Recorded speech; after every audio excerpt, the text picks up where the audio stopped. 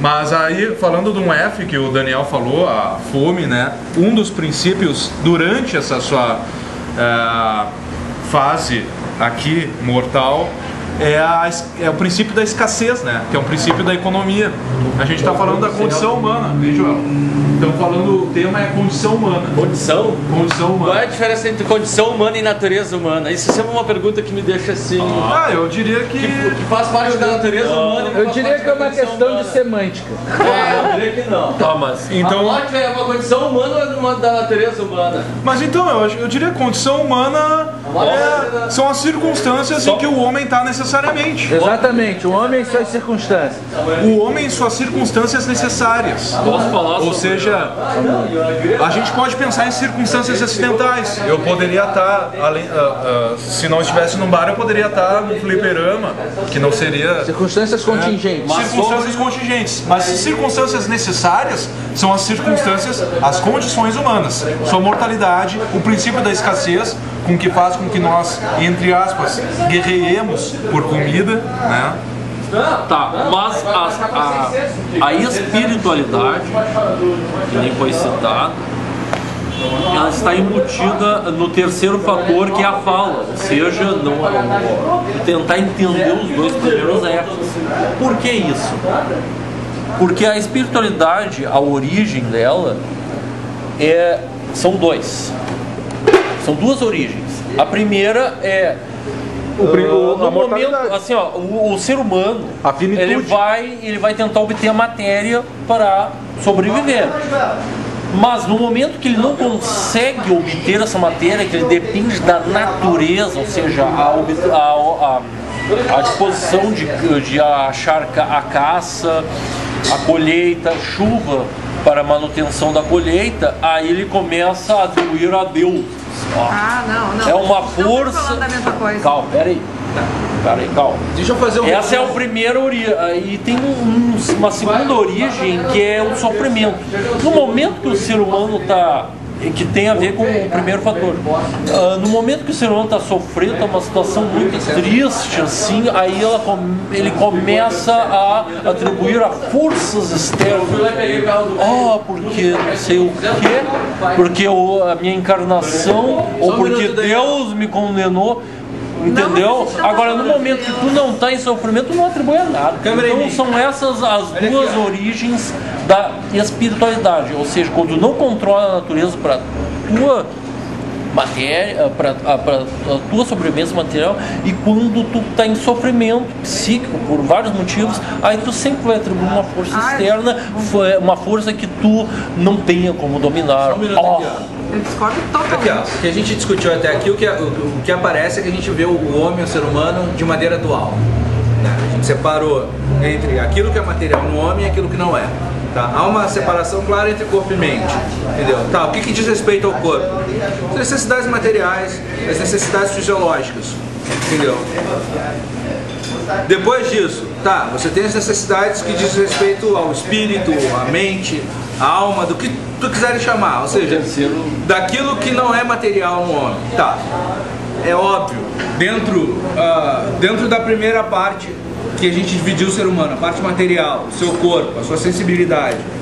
Porra, você tem que satisfazer as necessidades materiais, você tem que satisfazer as necessidades fisiológicas, você tem que garantir um mínimo material para que o ser humano se desenvolva. A partir desse mínimo garantido, o que tu vais fazer? O que o ser humano vai fazer? Ele vai buscar uma forma de necessidade das outras coisas que não são materiais, né? Que, sei lá, a religião vai chamar de espírito, a gente vai chamar de sentimento místico, do que seja. Ou pode só chamar de satisfazer a parte racional dele, né? Daí o que acontece? Advindo da sua parte racional, o que a gente sabe? A gente sabe que o homem é mortal, certo? Essa consciência da sua mortalidade vai gerar uma angústia, um desconforto, uma dor, um desprazer, qualquer que seja, um sentimento negativo. É um sentimento de finitude, né? Sim, disso vai advir um mal-estar, um sentimento negativo. Como é que você vai se relacionar com isso?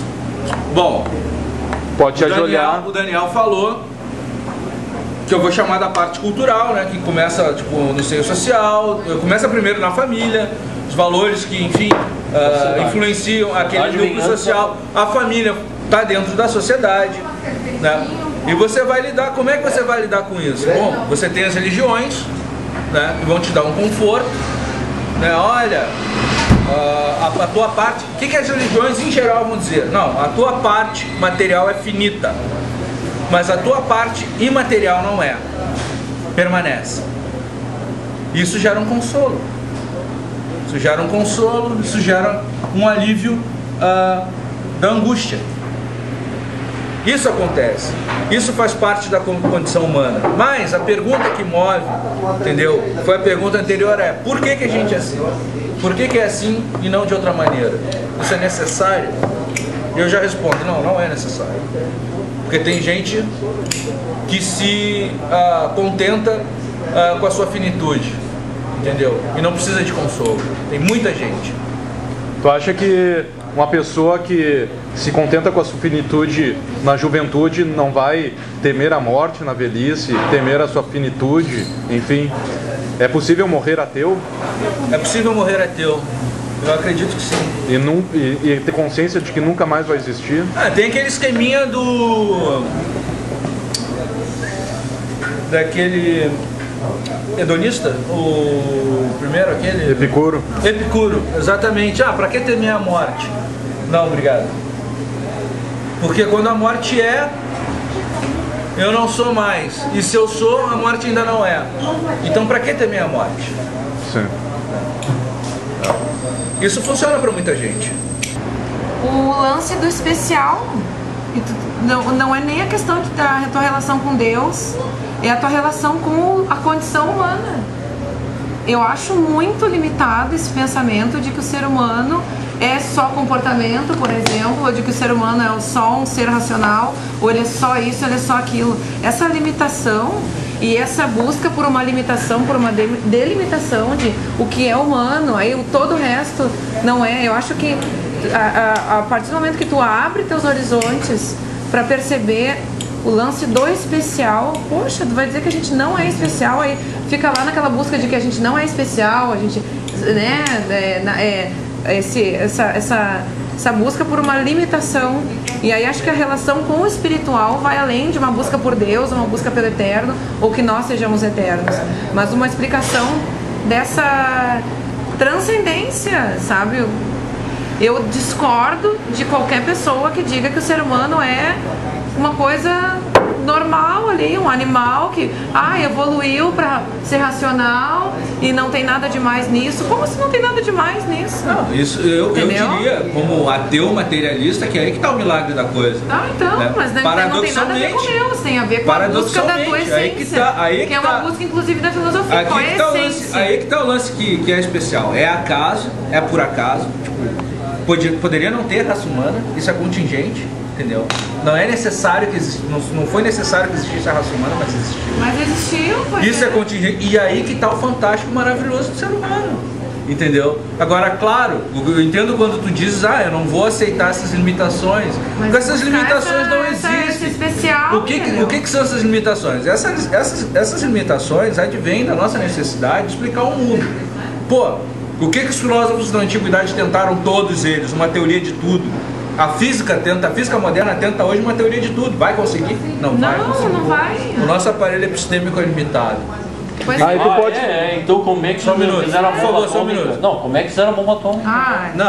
Daniel, olha aqui, ó. O nosso aparelho epistêmico é limitado, a gente não consegue uma teoria de tudo. E o que a gente faz? O que a ciência moderna faz?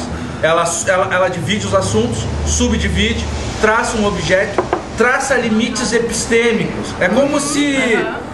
sei lá, como se todo conhecimento estivesse dentro dessa garrafa de cerveja. Aí eu boto, até aqui é a física que vai estudar, até aqui é a química, até aqui é a psicologia, até aqui é a psicanálise, mas até aqui... o todo não é a soma das partes. Exatamente. O todo não é a soma das partes. Nesse caso não é. Mas é um recurso que o espírito humano se valeu para quê? Para tentar explicar o mundo, para tentar explicar assim. Claro. E óbvio que o ser humano não se reduz a isso. Mas não dá conta. Não dá conta. E eu ainda acho que que só tu te dá conta de que existe esse terceiro F, que é a busca espiritual, tira Deus da história e a religiosidade em si. Vai além disso. Nessa busca Deus, que religiosidade é o sentimento do transcendente. Exatamente, e é o que o ser humano encontrou até agora para nomear, né, para organizar. Ok, ainda é organização, entendeu? Ainda é, eu acho que todos esses conceitos ainda não dão conta, não vão dar conta, porque a gente tem que ir um passo atrás, eu acho. Não é um passo adiante, é um passo atrás. Tudo isso é uma construção racional, tudo isso é uma busca por sentido, por explicar a realidade da melhor forma, traçando limites epistêmicos. Quando tu citou... A gente não é onisciente. É. Nem vai ser, não é da nossa natureza.